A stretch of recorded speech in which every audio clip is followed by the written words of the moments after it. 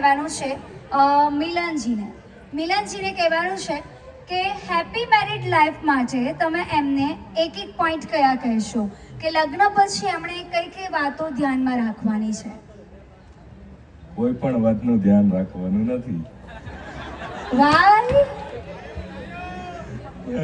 એમ જ. બસ એમ જ. તમે શું કહેશો દી? બધી વાતનું ધ્યાન રાખવાનું. બંને એકદમ ઓપોઝિટ આન્સર આપ્યો. એક કહે છે કોઈ પણ વાતનું ધ્યાન નથી રાખવાનું, એક કહે છે બધી વાતનું ધ્યાન રાખવાનું છે. જીજુ એન્ડ દીદી તમે કહી દો કે સુખી લગ્ન જીવન માટે મિલનજીને શું શું કરવાનું છે? બે એકબીજાને સમજે, મજા કરે ને આનંદ કર્યા રાખે અને ફર કરે ને જલસા કરે.